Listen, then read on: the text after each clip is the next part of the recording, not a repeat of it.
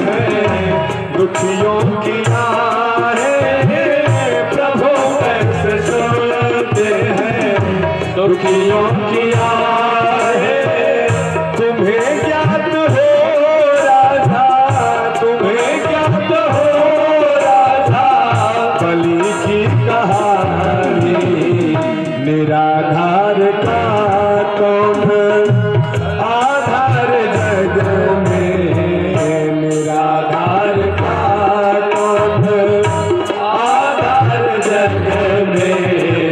ये प्रश्न द्रौपद दुलारी से पूछो, ये प्रश्न द्रौपद दुलारी से पूछो। है करामात क्या है इनके चरणों की रज में, है करामात क्या है इनके चरणों की रज में। जाकर के गौतम किनारे से पूछो, जाकर के गौतम किनारे से पूछो।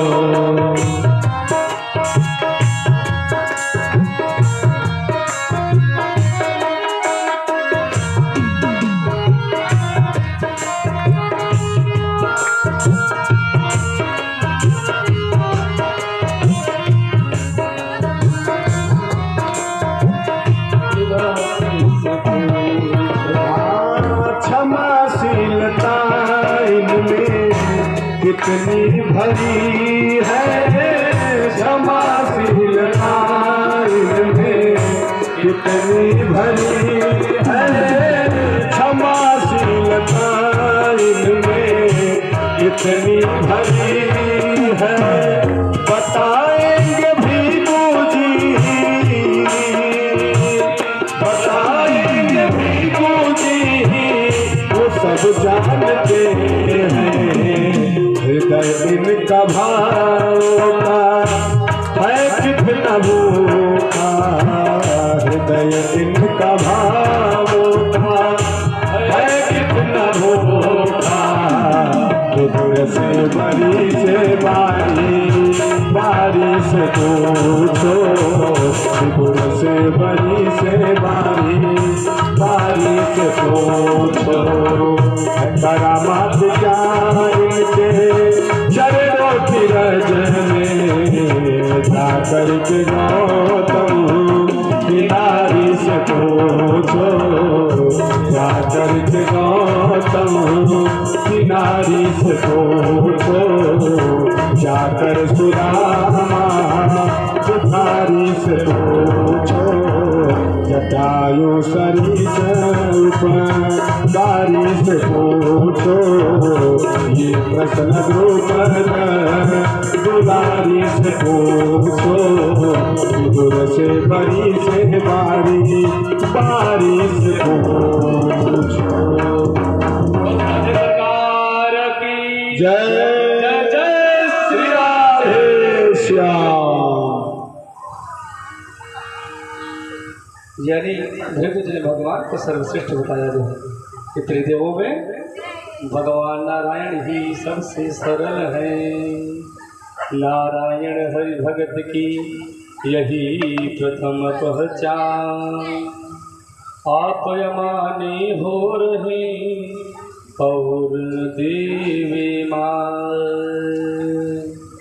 श्री शुको वाच एकदा द्वारवत्यांतो विप्रपत्न्या कुमारक जातमात्रो भुवं दुष्पृष्ट्वा ममार किल भारत। हे राजन, एक बार द्वारकापुरी में एक ब्राह्मण के घर पुत्र पैदा हुआ और वह मृत्यु को प्राप्त हो गया।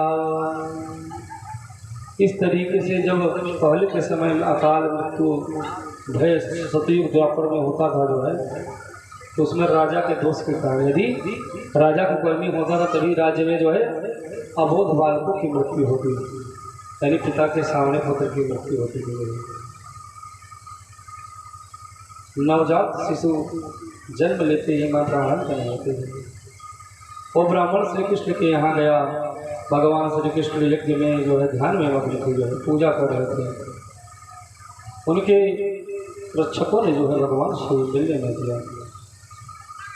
फिर जब उसका दूसरा पुत्र उत्पन्न हुआ तो वह भगवान श्री कृष्ण के राज दरबार में आओ कहने लगा कि राजा के दूषित होने पर ऐसा जो है प्रजा में कलह होता है, प्रजा दुखी होती है। भगवान श्री कृष्ण के ऊपर आरोपित करने लगा। उसी सभा में बैठे अर्जुन को अहंकार आ गया। उन्होंने कहा यदुकुल का कोई वीर तुम्हारे पुत्रों की रक्षा नहीं कर पा रहा, अब मैं तुम्हारे पुत्रों की रक्षा करूंगा। क्योंकि यादव कुल में लगता है वीर नहीं बचे हैं। अर्जुन का अहंकार हो गया। अर्जुन बोला अब मैं आपके बच्चों की रक्षा करूंगा। इसी तरीके से इस ब्राह्मण के बालक मरते रहे।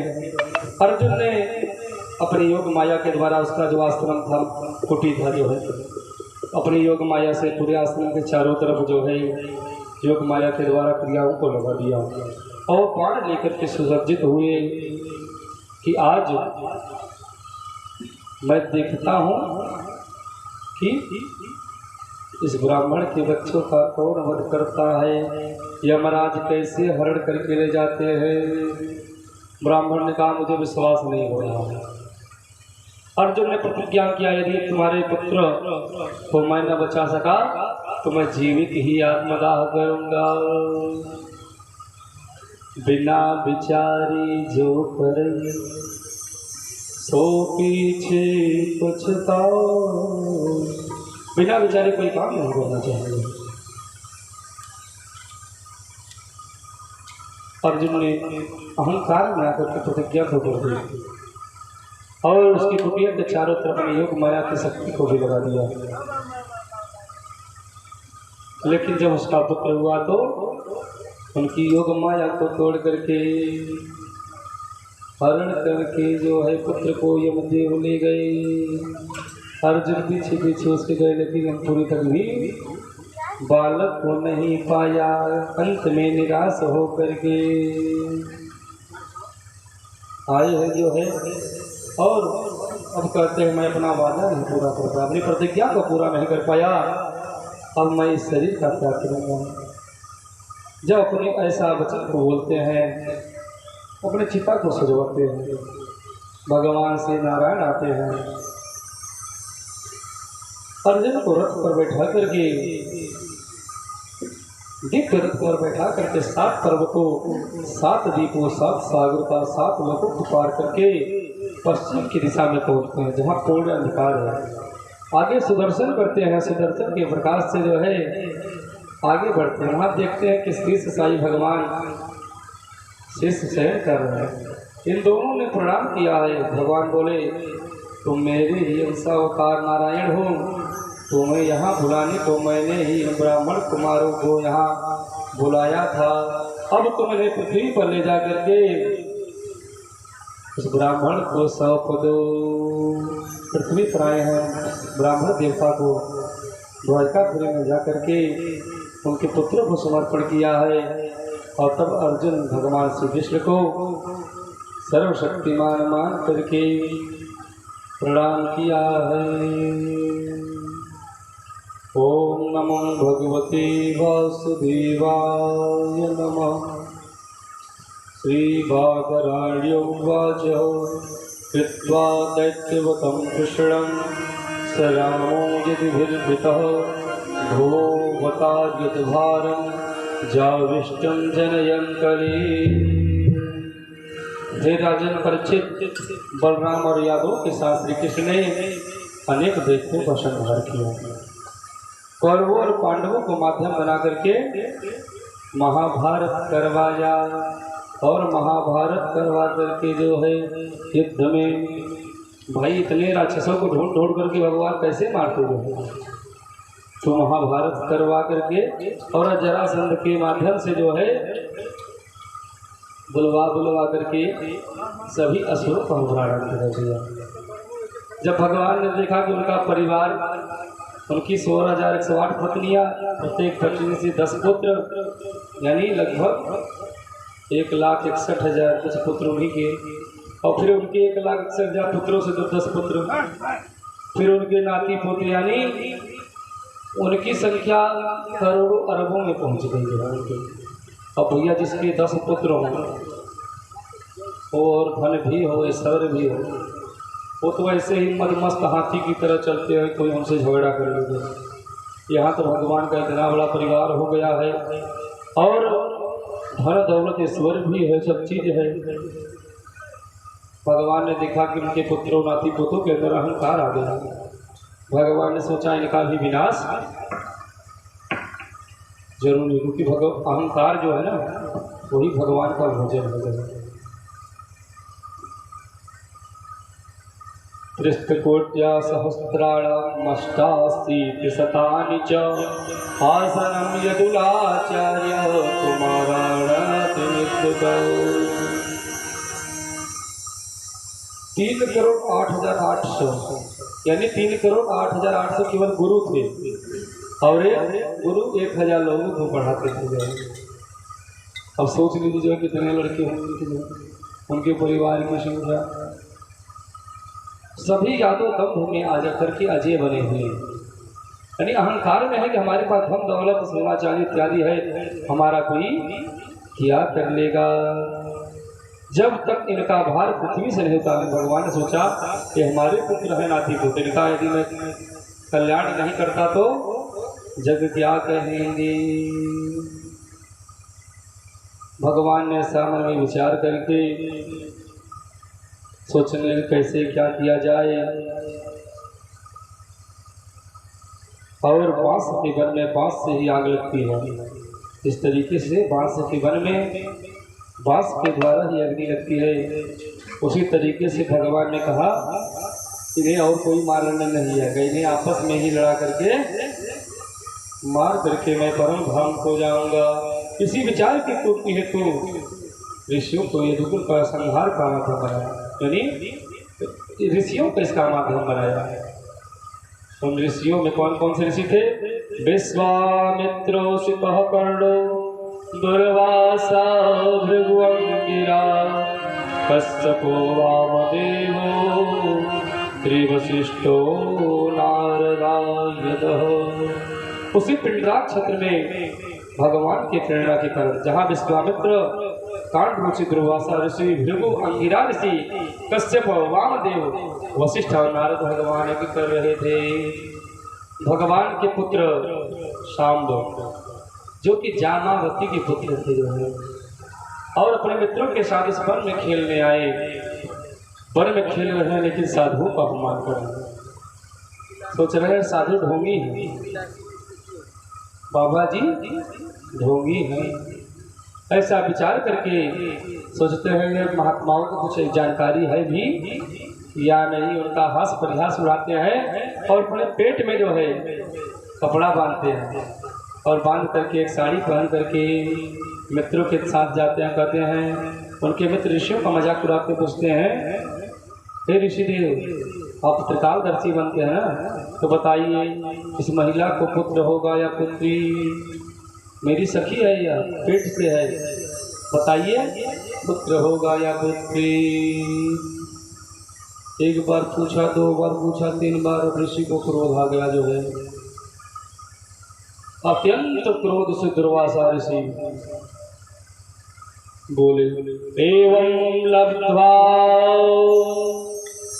एवं प्रलब्धा मुनिस्तानोचकुपितानि बहु जनयस्यत्यो मदा मुसलं कुलनाशनम्।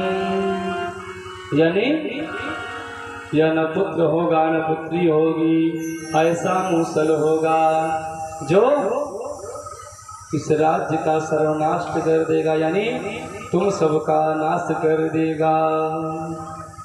जब ऐसा सुना तो सब लोग हंसने लगे। सोचे हाँ कहाँ ये ऋषि कपड़ा बांधे हैं और ऋषि ऐसा बोला ढोंगी है, ऋषि का अपमान करेंगे। लेकिन जैसे ही पेट से कपड़ा निकाला देखिए उस कपड़े में एक मूसल निकला अब तो भैया बड़ी चिंता हुई, जो साथी थे सब घबराने लगे, भैया बाबा जी तो सत्य में हैं। जिस तरीके से बागेश्वर धाम सरकार को चैलेंज पे चैलेंज जो है दे रहे थे लोग, जब उनका पोल खोलने का था बेचारों का तो भागने लगे। जो किसी के ऊपर उंगली उठाना आम बात है, लेकिन जाइए सामना तो करिए। आज करोड़ों करोड़ों लोगों के बीच में इतने कैमरा लगे, सोशल मीडिया और मीडिया के चैनल के माध्यम से कोई चैलेंज कर रहा है। कितना मूर्ख बनाएगा कोई किसी को कोई कितना मूर्ख बनाएगा। एक बार मूर्ख मान लीजिए जमान को आचार्य हम हैं या कोई भी हो, एक बार मूर्ख बना सकता है, 2 बार 3 बार। अब जहाँ करोड़ों की जनता है और आदमी खड़ा बीच में से करोड़ों में से किसी को आप उठा लाइए, चाहे जिसको उठा लाइए, पर्ची उसी के नाम की निकलेगी। अब इस पर भी संदेह करना है तो मलेच्छों का काम है ना, ये तो राक्षसों का काम है। राक्षस कहीं से पकड़ करके नहीं आते, हमारे और आपके ही बीच होते हैं। विचारों से कोई राक्षस हो जाता है, कोई सही है, कोई लाभ के लिए राक्षस बन जाता है। कुछ लोग तो ऐसे हैं सोशल मीडिया पर बागेश्वर धाम सरकार का विरोध करते हैं, लेकिन कथा पंडाल में पहुंची तो सबसे पहले अपना माथा डाल करके टेक करके खड़े। इसी क्रम में 2 मित्र थे जो है हम लोग भगवान को नहीं मानते, भगवान नहीं होते हैं। और एक दिन दूसरा मित्र उसके यहाँ पहुंचा तो देखा माला जप रहे थे, हाथ में डाल के, घर में कोई नहीं बैठता। भैया माला क्यों जप रहे? यार भगवान होते तो नहीं, मान लो अगर हो गए तो होते तो नहीं, यदि हो गए तो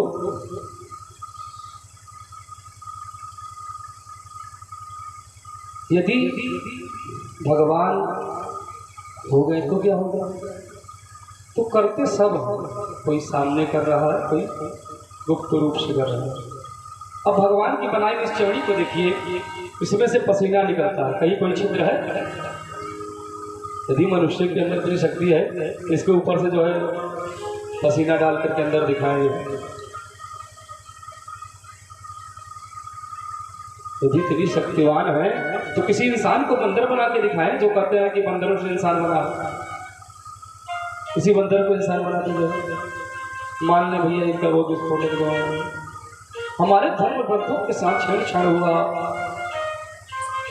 उसे आक्रांताओं द्वारा जलाया गया। सत्य सनातन वैदिक धर्म जो है पूर्णतः विज्ञान के आधारित है।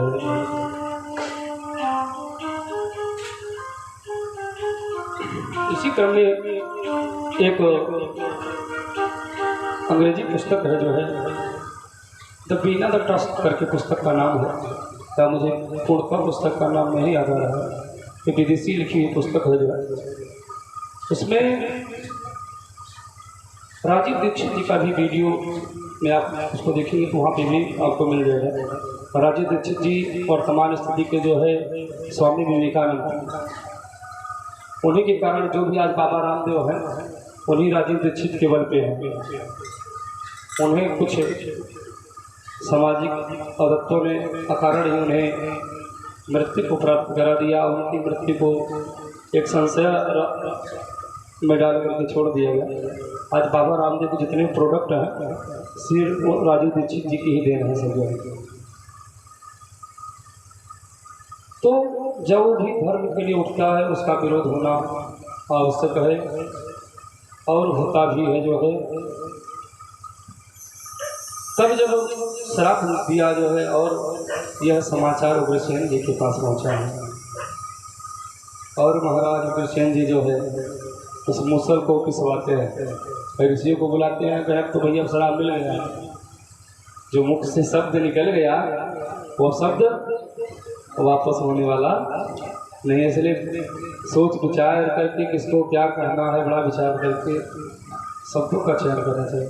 यही मुंह पान किया हुआ, यही मुंह, और कुछ खिलाने की आवश्यकता है। तो शब्द फूल है। अब फूल को आप कीचड़ में फेंकेंगे या अच्छी जगह रखेंगे, भगवान के चरणों में रखेंगे, तो अपने शब्दों को भगवान में लगाइए ना। अपने वाणी को, अपने वाक्यों को, अपने शब्दों को, अपने क्रम को, अपने वचन को, अपने नियम को, अपने जप को, अपने तप को योगेश्वर के चरणों में लगाइए ना। किसी की शिकायत में क्यों लगा रहे हैं? किसी की बुराई में क्यों लगा रहे हैं?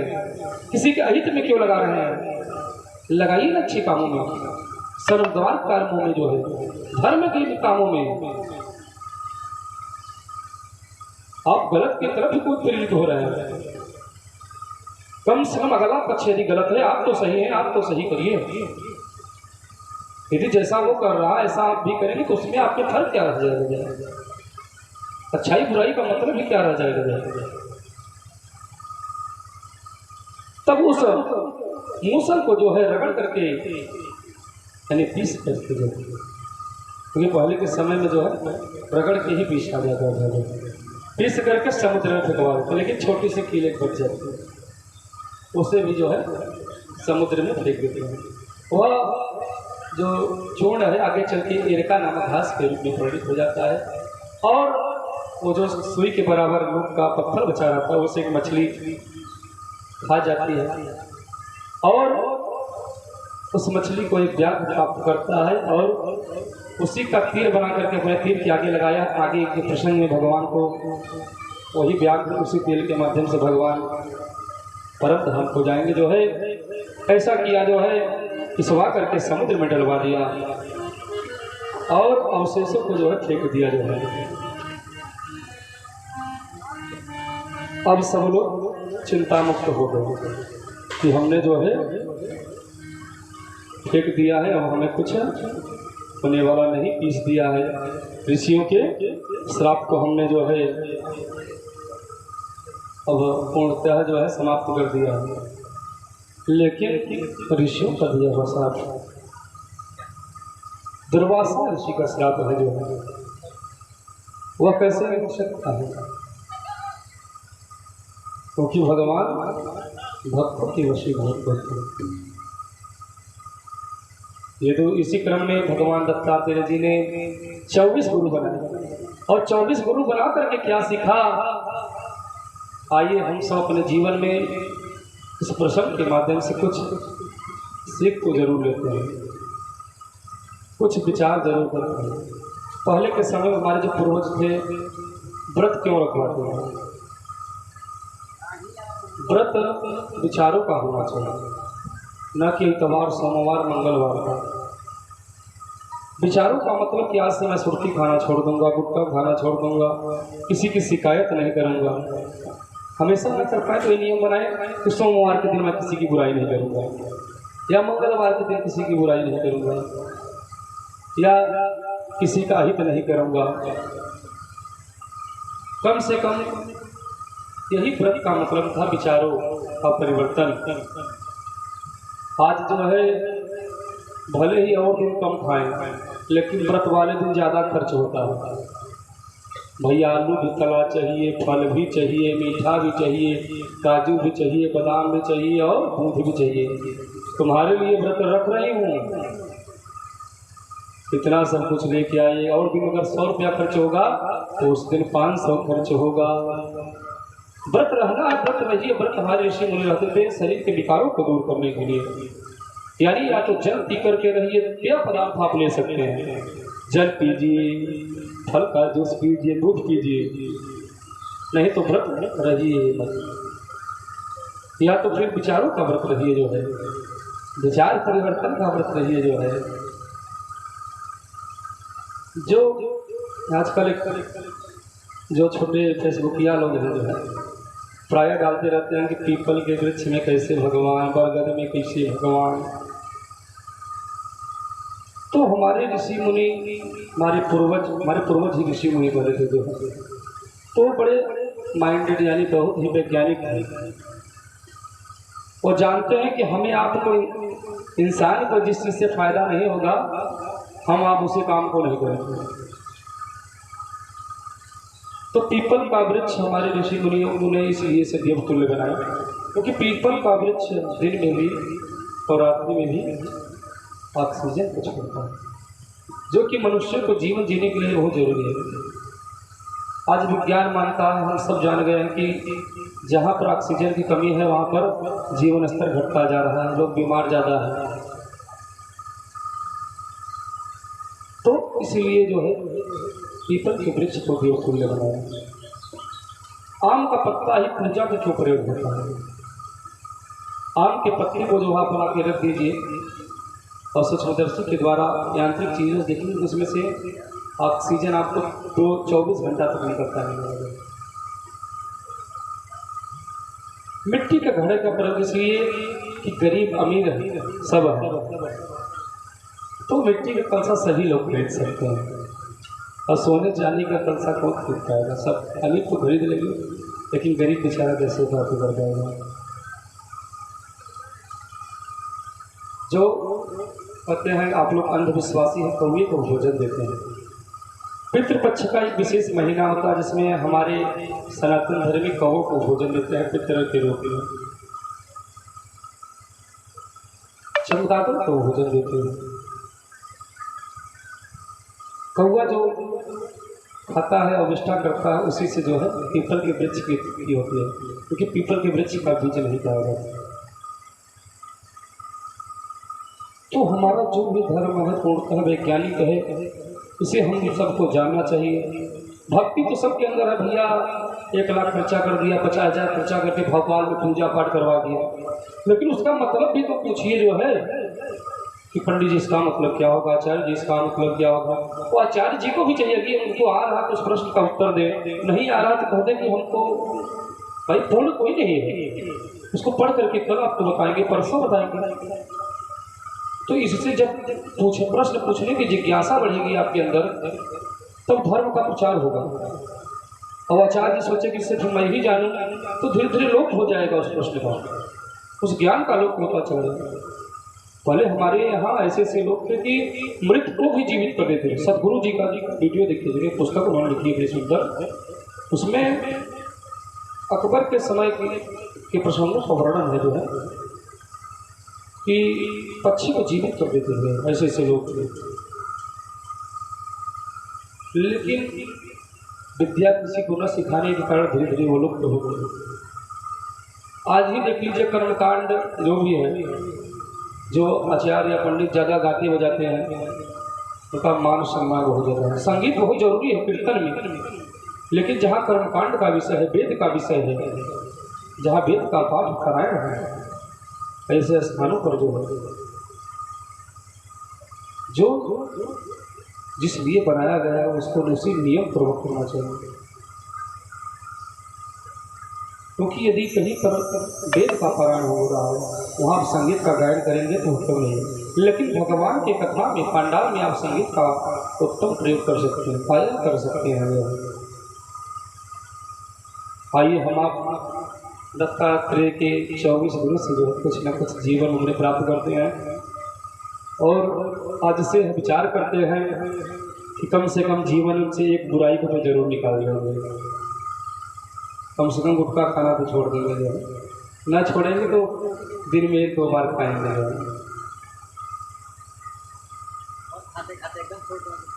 एका भाई किसी चीज़ को नहीं छोड़ा जा सकता, आदत को धीरे धीरे छोड़ा जाएगा। जो त्वं हि न पृच्छतां ब्रह्मानात्मनंद कारणं वैस्पर्शहीनस्य भवत केवलात्मना। हे दत्तात्रेय जी महाराज, मैं आपसे पूछता हूँ, पुत्र स्त्री धनादि संसार के स्पर्श से भी रहित आपने ही स्वरूप में स्थित होकर के आनंदाद में कैसे मग्न रहते हैं? हे दत्तात्रेय जी, आप घर परिवार पुत्र पौत्रादि से मुँह से हट करके अपने में ही कैसे मस्त रहते हैं? दत्तात्रेय जी भगवान कहते हैं, संत में गुरुवो राजन बहवो युद्धोपाश्रिता यतो बुद्धि मुपादाय मुक्तो वटामि हताशुर। हे राजन, मैंने अपनी बुद्धि से बहुत से गुरुओं का आश्रय लिया है। मैंने उनसे सच्चा शिक्षा लेकर के, ज्ञान लेकर के मुक्त भाव से विचरण करता हूँ। उन गुरुओं के नाम सुनिए। मैंने 24 गुरु बनाया, और उन 24 गुरुओं से मैंने क्या सीखा है? किन लोगों को 24 गुरु बनाया है? पृथ्वी वायुराकाश मापो अग्निश्च चंद्रमारवे कपोतो अजगरः सिंधो पतंगो मदकृतगजः मधुरा हरिणो वीणः पिङ्गलातुर्भगः कुमारी सत्कृत सर्प पुण्यनाभि सुपे सुकृत। मेरे गुरुओं के नाम पृथ्वी, वायु, आकाश, अग्नि, चंद्रमा, सूर्य, कबूतर, अजगर, समुद्र, पतंगा, भौरा, मक्खी, हाथी, शहद निकालने वाला, हिरन, मछली, पिंगला, कुकुरी, बालक, कुंवारी, कन्या, बाण बनाने वाला, मकड़ी, भिंगी, ये सब 24 मेरे गुरु हैं। अब सर्वप्रथम पृथ्वी मैया के बारे में बता रहे हैं कि पृथ्वी मैया को मैंने गुरु बना करके क्या सीखा। पृथ्वी मैया क्योंकि मैंने पूर्व में बताया था नित्या अनित्या है। नित्या प्रणवान रूपा, अनित्या कार्य रूपा। कार्य रूपा यानी जो हम लोग हल से, आजकल तो हल गायब हो गए हैं ना, ट्रैक्टर है, बीज बो करके प्राप्त करते हैं। और नित्या अनित्या, कहीं कहीं पर सोना मिल जाए, शादी मिल जाए, नित्या। पृथ्वी को गुरु बना करके सीखा कि मानव घात प्रतिघात खनता है, बोता है, कितना घात कर रहा है, लेकिन मैया सहन करती है, उसे अन्न प्रदान करती रहती हैं। ये नहीं सोचती कि मेरे अंदर खन रहा है, मिट्टी को निकाल रहा है, मेरा दोहन कर रहा है, तो मैं उसे भोजन इत्यादि सामग्री न दूँ। क्षमा करती हैं, क्षमा भाव को सीखती हैं। दूसरा वायु, वायु में लोग होकर के सब विचरण करता है। वायु संभाव से सबको हवा देता है, किसी के साथ भेदभाव नहीं करता है। इसलिए वायु के समान हमें एक समभाव में रहना चाहिए। तीसरा आकाश, साधक को आकाश की तरह आकाश रूपता होना चाहिए, जिससे पानी बरसे, चाहे जो हो, चाहे विपत्ति आए, चाहे जो हो, आकाश के भांति एक स्थान पर टिका रहना चाहिए। अग्नि से सीखा, अग्नि को गुरु बना करके क्या सीखा कि सूखा गीला चाहे जो डाल दो, जला करके भस्म कर देगी। संत को चाहिए, सज्जन को चाहिए कि चाहे कोई कुछ कहे, उन्हें अपने मन के अनुरूप सज्जनता का ही काम करना चाहिए। पचवा जल को गुरु बना करके सीखा कि जल को कितना भी टेम्परेचर में खौला दो, लेकिन पुनः वह शीतल हो जाए। तो जीवन में कितनी भी बड़ी विपत्तियां क्यों ना हो, प्रत्येक मनुष्य को जल के भांति शीतल हो जाना चाहिए। चंद्रमा को गुरु बना करके सीखा कि चंद्रमा रोज कला प्रतिकला घटता बढ़ता। क्या चंद्रमा बढ़ता? चंद्रमा की कलाएं घटती बढ़ती हैं, न कि चंद्रमा घटता बढ़ता है। यानी स्थिति परिस्थिति ऊपर नीचे भले हो जाए, तुम्हें एक रूपता के साथ रहना है। ये नहीं कि आज धन आ गया तो धन के मद में चूर किसी को पहचाने ही ना, किसी को प्रणाम ही ना करें, बड़े छोटे का लिहाज भूल जाए। ऐसा नहीं करना चाहिए। सूर्य को गुरु बना करके सीखा कि सूर्य आवश्यकता पड़ने पृथ्वी पर जल से जल को सोखता है, समय वर्षा करते रहते हैं, और अनासक्त स्वभाव से जो है सूर्य जल अपने प्रकाश के माध्यम से लोगों को दे देता है, जो है इससे जो है पेड़ पौधे जो है उससे अपने भोजन को बना पाएँ, और जब वो अपना भोजन बनाएंगे तो हमें भोजन प्राप्त होगा। भानु किसानो सर्वस खाही, तिन कह मत कहत को नाही। कपोत को गुरु बना करके सीखा है महाराज। एक पक्षी है कपोत यानी कबूतर। कबूतर काम में इतना फंसा रहता है, यदि बहेलियाँ यहाँ पर चारा डाल दे, यदि उसका पुत्र पत्नी फंस जाए उसमें, कोई भी उसके परिवार के साथ फंस जाए, तो उसका मालिक अपने आप ही आकर उसमें फंस जाएगा, वह कहीं जा नहीं सकता। इसलिए मनुष्य को जो है अपने इंद्रियों में, अपने विषय भोगों में नहीं फंसना चाहिए।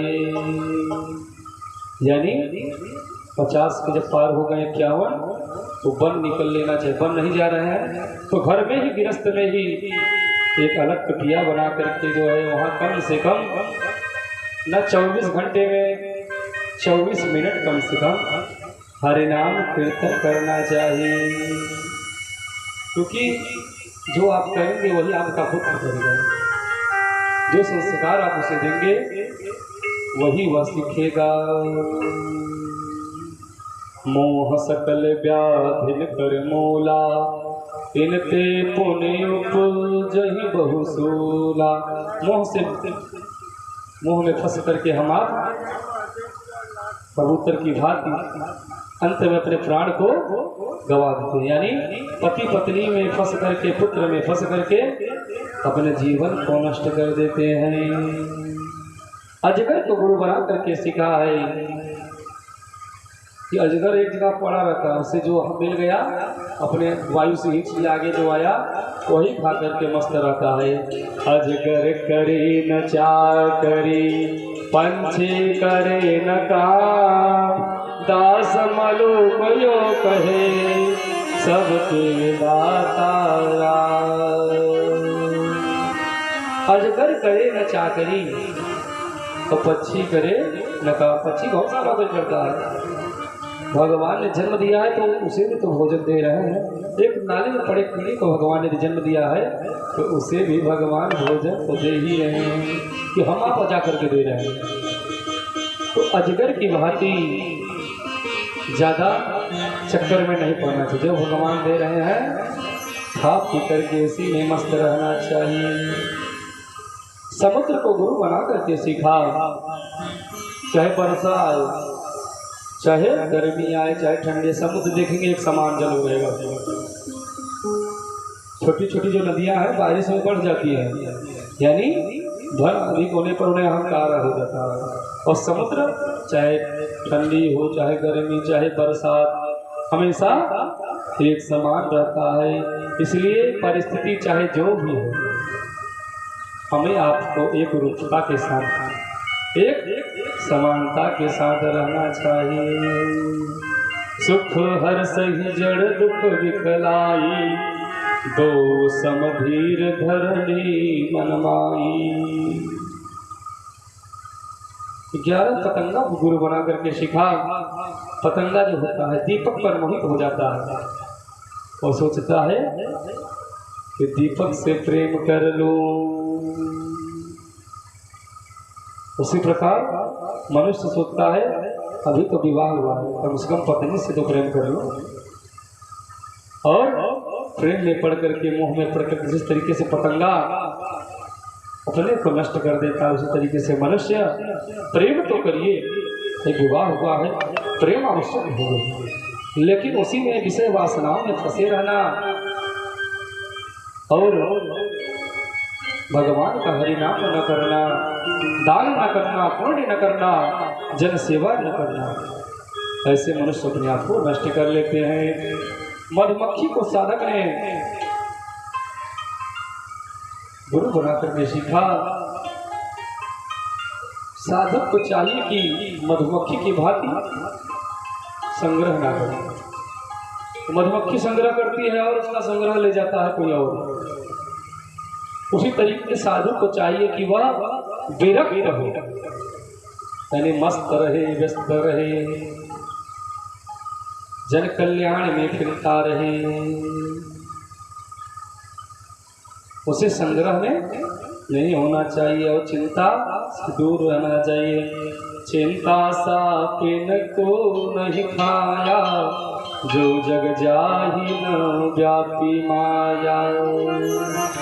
तेरावा हाथी को गुरु बना करके सिखा कि हाथी जो जंगल में हाथी को जो पकड़ते हैं कागज का हाथी बना देते हैं और आगे गड्ढा कर देते हैं। हाथी कामासक्त प्रभाव से उसके पास जाता है और गड्ढे में गिर करके फंस जाता है और अंत में लोग उसके दांत को तोड़ लेते हैं, वो प्राणा उसका हो जाता है। इसलिए सांसारिक मोह माया में कम फंसना चाहिए। प्रथमेनार्जितो विद्या द्वितीयेनार्जितो धनम तृतीयेनार्जितो धर्मः चतुर्थे किं करिष्यति। 14 मधु निकालने वाला। इससे हमें शिक्षा मिलती है कि सन्यासी यदि धन का संचय करेगा तो सन्यासी का धन कौन लेगा।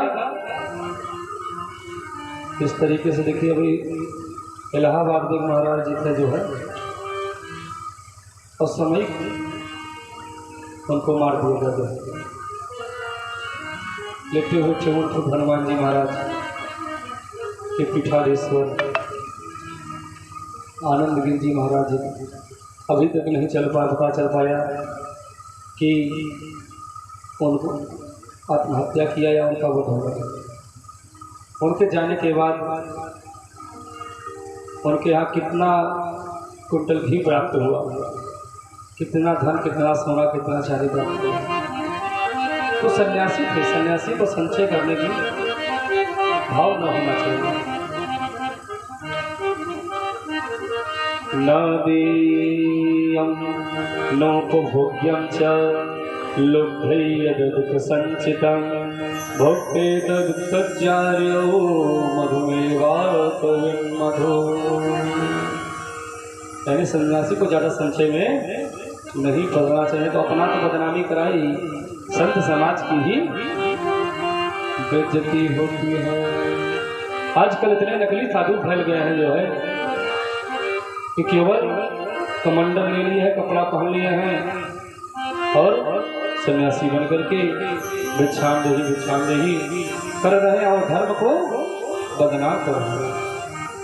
आजकल तो कथाओं के माध्यम से जो है लोग धर्म को बदनाम कर रहे हैं। कई कथावाचक जिनको मैं जानता हूँ परोक्ष रूप से या कई अपरोक्ष रूप से आपके इस गांव के भी कोई सज्जन के साथ रहते हैं, जो कई लोग ऐसे हैं इस गांव के भी आसपास के भी लोग उन सज्जन के पास रहते हैं। अपने नाम के आगे लिखते हैं सन्यासी। उनके 4 पुत्र हैं। जहाँ कथा करने जाते हैं कहते हैं मैंने घर परिवार सब कुछ त्याग कर दिया है, लेकिन 2 पुत्र 2 पुत्रियां उनको अनासक्त भाव से लोगों को जुटाते हैं, यज्ञ को करवाते हैं और यज्ञ की सामग्री को बराबर हिस्सों में बांटते हैं जो उनके कार्यकर्ता होते हैं। इससे जिसे पता चलता है, मान लीजिए जो यजमान की श्रद्धा है उसे नहीं पता है आचार्य जी या सन्यासी जी आप क्या कर रहे हैं, लेकिन जब उसे मालूम पड़ेगा तो उसके अंदर अश्रद्धा उत्पन्न होगी, धर्म के खिलाफ, धर्म के प्रति मन में खिन्नता होगी कि धार्मिक लोग भी आज धर्म को धंधा बना दिया है। जरूरी है कि आचार्य पंडित का परिवार कर्मकांड से चल रहा, धन नहीं लेंगे, दक्षिणा नहीं लेंगे तो कैसे उनके परिवार का भी पालन पोषण होगा जो है। लेकिन इस तरीके से जो भी कर रहे हैं जाकर के कमेटी के माध्यम से बना करके और उस पैसे का दुरुपयोग कर रहे हैं, ऐसे लोगों से मेरी हाथ जोड़ करके प्रार्थना है कि धर्म को बदनाम ना करें, क्योंकि वह अच्छे कथावाचक हैं और जानकार भी हैं। तो इस तरीके से धर्म को बदनाम ना करें। हमारे इस वीडियो के माध्यम से भी उन तक ये संदेश पहुंचेगा। तो मेरी उनसे हाथ जोड़ करके प्रार्थना है, क्योंकि धर्म के साथ ऐसा खिलवाड़ और ना करें। बोल वृंदावन बिहारी लाल की जय।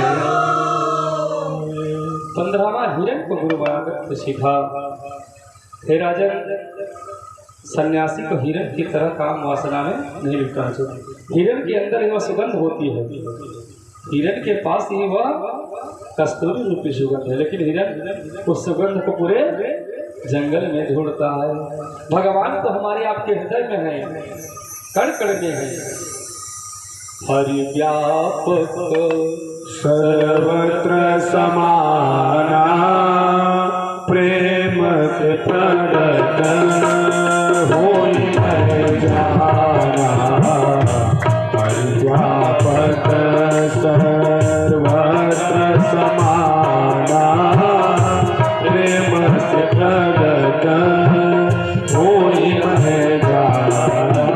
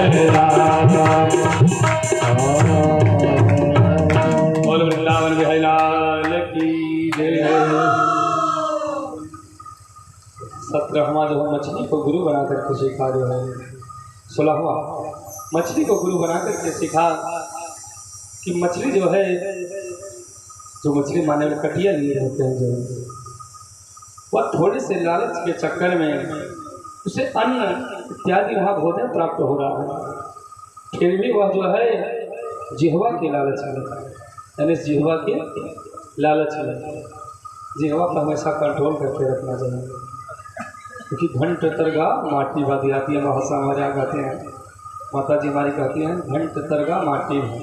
तो इसलिए जो है जिह्वा पर मछली की भांति नियंत्रण रखना चाहिए। मछली कट से कटिया डाले, एक बार फंस के छूट चुकी है, लेकिन तुरंत कटिया में जा करके फंस जाती है और अपने प्राणों को गवा देती है।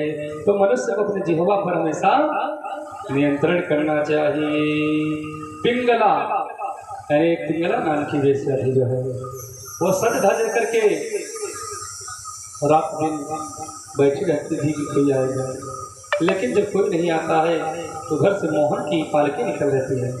वो सोचती है कि जितना मैं सज धज करके इन मनुष्यों के लिए बैठी रहती हूँ, इतना यदि मैं सज धज करके भगवान का भजन करती तो मेरा कल्याण हो जाता। क्योंकि वह उसने देखा कि जो मंदिर में सन्यासी हैं वह कहीं भी कुछ करने नहीं जा रहे, केवल हरि धुन में मस्त हैं, उन्हें सब कुछ भगवान दे रहे हैं। तो उसने सोचा कि मैं भी यदि भगवान का भजन कीर्तन करती तो क्या मुझे भगवान सदगति न देते, मेरा यह भी लोक सुधर जाता और परलोक भी सुधर जाता। पश्चाताप कर रही है, इसलिए समय न बीत जाए, समय रहते पहले ही हरिनाम की धुनी में मस्त हो जाए। संत समीपे रमणम रतिप्रदम वित्तप्रदम नित्यामिमं विहाय अकामदं दुःख भयाधिरोग मोहप्रदं तुच्छाभजो। एक ओहो, मैंने हृदय से विराजमान स्वामी को छोड़ दिया, तुच्छ प्राणियों के लिए दुखी हो रही हो जो है।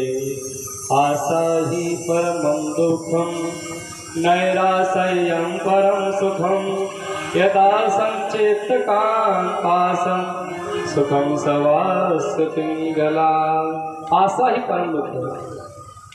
जैसे आपने आशा रख लिया कि भैया इनसे मुझे ये चाहिए और इन्होंने आपकी समझ में मदद न की तो आप इनसे दुश्मनी ठान लेंगे। तो आशा ही परम दुख, आशा सबसे नहीं रखना चाहिए। यदि अपने पास बल पौरुष है तो काम को करें, किसी दूसरे के सहारे बल पौरुष काम नहीं करता। 18वां ककुरी को जो है गुरु बना करके सिखा। ककुरी यानी कुटिया कि वह हाड़ मांस का टुकड़ा, तो सारे पक्षी उस पर झपट रहे हैं, मांस का टुकड़ा छीन ले गए, उसके पास कोई नहीं। जब तक उसके पास मांस का टुकड़ा था तो सभी पक्षी उसके पास बैठे थे।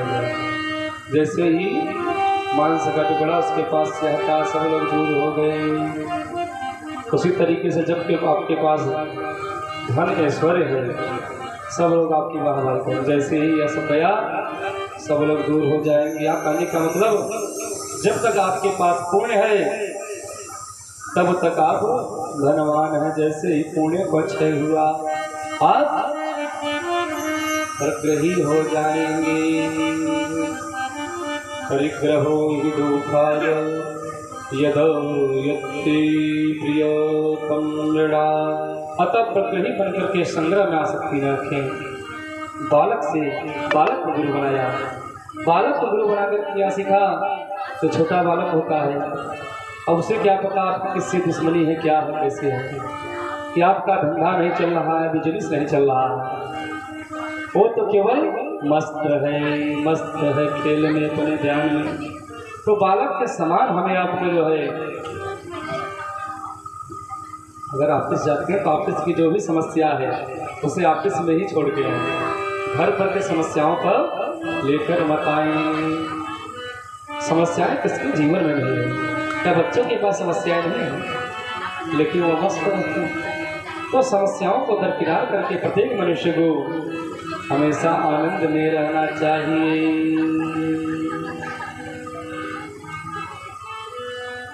आनंद का मतलब और सुख में अंतर है। भोजन कर लिया, आहा आनंद आ गया, आनंद नहीं है, सुख है।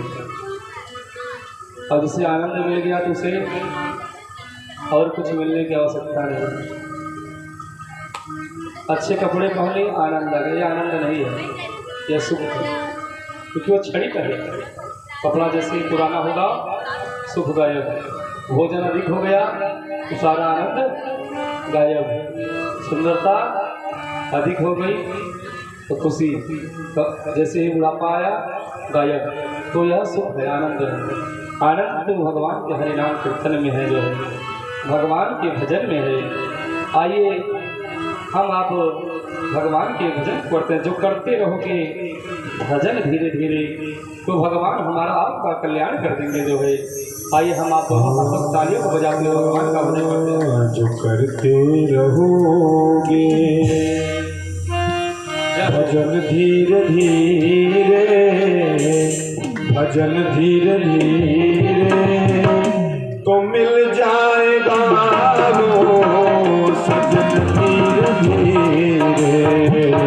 जो करते रहोगे भजन धीरे धीरे, भजन धीरे धीरे तो मिल जाएगा वो सजन धीरे धीरे, तो मिल जाएगा वो सजन धीरे धीरे।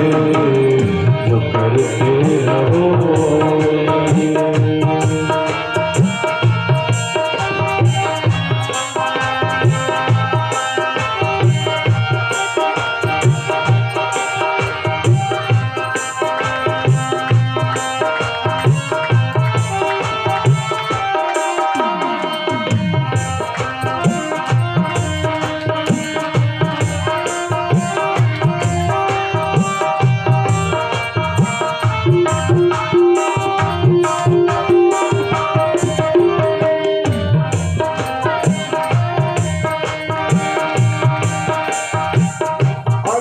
हरि से मिलने की दिल में तमन्ना, अगर हरि से मिलने की दिल में तमन्ना, अगर प्रभु से मिलने की दिल में तमन्ना, दिल में तमन्ना, दिल में तमन्ना, करो शुद्ध अंतः, करो शुद्ध अंतः, करण धीरे धीरे, करण धीरे धीरे तो मिल जाएगा वो सजन धीरे धीरे। हरि धीरे भजन धीरे धीरे तो मिल जाएगा वो सजन धीरे धीरे।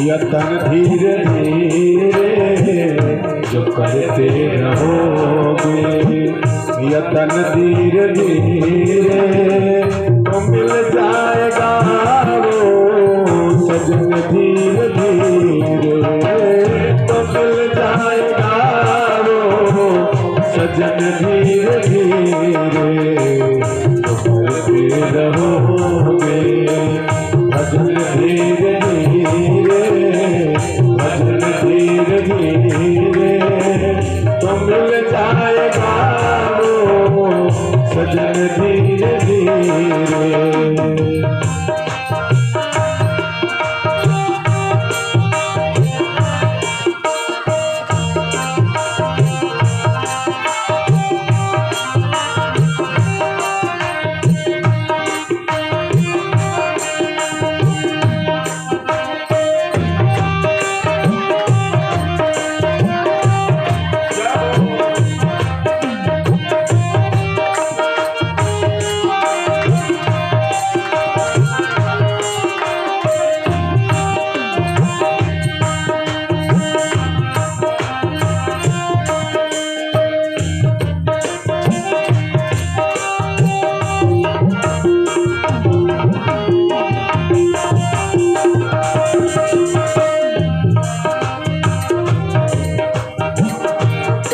प्रेम से भक्ति पूजा हरि की, करो प्रेम से भक्ति पूजा हरि की, करो प्रेम से भक्ति पूजा हरि की, करो प्रेम से भक्ति पूजा हरि की, पूजा हरि की पूजा हरि जाओ तो मिल जाएगा वो तो मिल जाएगा वो रतन धीरे धीरे तो मिल जाएगा वो रतन धीरे धीरे तो मिल जाएगा वो सजन धीरे धीरे करते रहोगे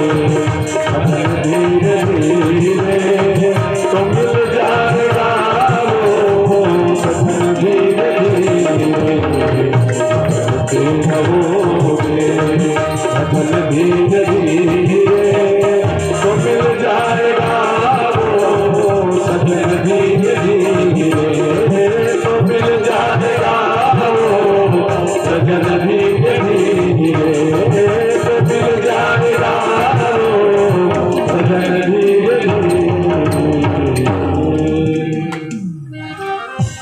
यानी एकाएक सब कुछ नहीं प्राप्त किया जा सकता, यत्न करने पर धीरे धीरे प्राप्त किया जा सकता है और छोड़ा जा सकता है। विश्वमा गुरु जो है कन्या को बना करके सीखा है, कन्या को गुरु बना करके क्या सीखा है, उस कन्या को देखने के लिए ससुराल बच्चे से आए हैं और उसके हाथों में उसके सासू माँ ने चूड़ी पहना दी है। घर पर जो है पिताजी आदेशित करते हैं पुत्री जाकर के बना करके मेहमान आए हैं, कुछ लेके आ, और घर में कुछ है नहीं केवल धान है। धान को कूट रही कन्या तो बगल में ही रूम में बैठे हैं,